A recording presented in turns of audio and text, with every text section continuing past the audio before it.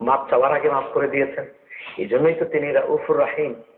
তো রাউফ ক্ষমা করে নেওয়ালা, রাহিম দয়াবান, এত দয়াল নবী আপনি কোথায় পাবেন? সেই দয়াল নবী মুহাম্মদ মুস্তাফা সাল্লাল্লাহু আলাইহি সাল্লাম সম্পর্কে আমাদের ধারণা, আমাদের বিশ্বাস, আমাদের আকীদা, আমাদের কনসেপশন কি থাকা উচিত, এটা কি একটি গুরুত্বপূর্ণ বিষয় নয়? নামাজ পড়েন, রোজা করেন, হুজুর নামাজের কথা বলেন, নামাজের কথা বলেন, ওযুর কথা বলেন, রোজার কথা বলেন, যাকাতের কথা বলেন, কিন্তু সবকিছুর মূল ভাণ্ড তো হচ্ছে এটা। ভালো ভালো খাবারগুলো রাখার ভাণ্ড কি? আপনি পোলাও রাখবেন, মুরগির রোস্ট রাখবেন, কাবাব রাখবেন, তারপরে আরো ভাজি রাখবেন, ডিমের ভাজি রাখবেন, খাদ্য রাখবেন, মিষ্টি রাখবেন, কিন্তু ওই ভাণ্ডটায় লাগানো ছিল কাদা, গোবর, ময়লা, এগুলো লাগানো ছিল। এরপর আপনি খাবারগুলোর কোনো দাম আছে? আর এখন যত দামি খাবার হোক, এই ভাণ্ডে ময়লা ছিল, ওখানে রাখা হয়েছে এই খাবার, সব ফেলে দেবে। তো ভাণ্ডটা যদি পরিষ্কার না হয়, ময়লাযুক্ত থাকে, ওই ভাণ্ডে আপনি 1000 রাকাত ডেইলি নামাজ পড়েই কি করবেন?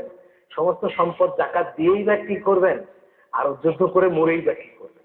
মৃত্যু ছাড়া তো ওর আর কোনো ফায়দা নেই। কিন্তু ভাণ্ডটাকে আপনাকে আগে পরিষ্কার করতে হবে। রাসূল পাক সাল্লাল্লাহু আলাইহি ওয়াসাল্লাম সম্বন্ধে ধারণাটা ক্লিয়ার করতে হবে আগে। যে ধারণাটা কাফের মুশরিকরা বলতো, সব নবীর ক্ষেত্রেই বলতো, রাসূলুল্লাহর ক্ষেত্রেও এই কথাটাই বলতো। তারা সাধারণ মানুষ, তারা তো আমাদের মতোই মানুষ, তারা তো আমাদের মতোই মানুষ, তারা কিসের খোদার রসুল, কিসের আল্লাহর নবী, তারা আমাদের মতো মানুষ। এই কথাগুলো সবসময় কারা বলতো? কাফের মুশরিকরা বলতো। সেটা যদি আমার মতো একজন হুজুরের মুখ দিয়ে বের হয়, আর সেই হুজুরের ভাণ্ড ময়লাযুক্ত হয়ে গেল, আর ওই ময়লাযুক্ত ভাণ্ডের মধ্যে যত ইবাদতই ঢালুক না কেন, কোনো মূল্য নেই। সেই জন্য একজন খাঁটি ইমানদারের কথা, রসুল প্রেমিকের কথা অমনটা হতে পারে না। তিনি আমার মতোই একজন মানুষ না। একটা আয়াত খুঁজে পাওয়া যায়, কুল ইন্নামা আনা বাশারুম মিসলুকুম, খুব সুন্দর পাওয়া যায়। ওইটুক বলে থেমে গেল, কবি নীরব হয়ে গেল। ইউহা ইলাইয়া, ওটা তো কেউ বলে না যে তোমাদের মতো আমি মানুষ, তবে আমার প্রতি ওহী নাযিল হয়, তোমাদের প্রতি হয় না। এখানে কি ডিফারেন্স নয়? রাসূল বলেন লাস্তু বিমিসলিকুম, আমি তোমাদের মতো নই। তোমরা রোজা রাখতে এভাবে মুসলসল তোমরা পারবা না, আমি পারবো, আমি তোমাদের মতো নই। সুতরাং রাসূলুল্লাহ সাল্লাল্লাহু আলাইহি ওয়াসাল্লামকে ভাববার আগে, চিন্তা করবার আগে, তার সম্বন্ধে ধারণা নেবার আগে আরেকটা কথা বলা হয়ে থাকে, রাসূলুল্লাহ প্রশংসা আমরা কি করব? আল্লাহই তো করেছেন কোরআন শরীফ, আল্লাহর সাথে আমরা বেশি করব নাকি? তো এই কথাগুলো কিন্তু লেটারলেস স্টাইলের, মানে অক্ষর জ্ঞান তাদের একেবারেই নাই, সামাজিক জ্ঞান নাই, তার ভদ্রতা জ্ঞান নাই, কোন রকমের জ্ঞান যার নাই, ঠিক ওই ধরনের এই কথাগুলো। কিন্তু কথাগুলো কোনো জ্ঞানী বা শিক্ষার কথা মনে হয় না। আমরা তো বলছি না যে রসুল্লাহ যেতে বেশি, আল্লাহ যেতে বেশি রসুলকে ভালোবাসি আর মর্যাদা দিই, তা তো বলা হচ্ছে না। কিন্তু প্রপারলি রাসূল পাক সাল্লাল্লাহু আলাইহি সাল্লামকে উম্মত হিসেবে আমাদের যত মর্যাদা দেওয়া দরকার, সেখানে বাধা সৃষ্টি করাই বেয়াদবি।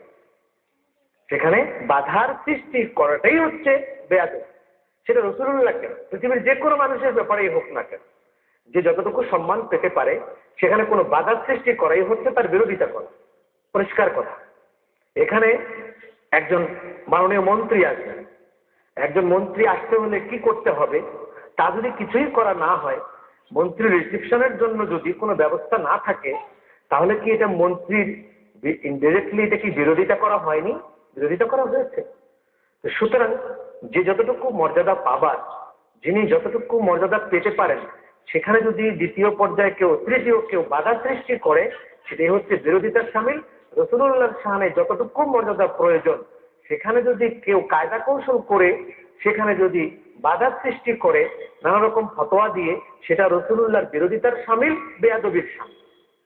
সুতরাং এই জিনিসটি আমাদেরকে মাথায় রাখতে হবে। আমরা আজকের এই আয়াতটির উপরে আরো একটু বিস্তারিত আলোচনা ইনশাআল্লাহুল আজিজ আগামী পর্বে আবার করব।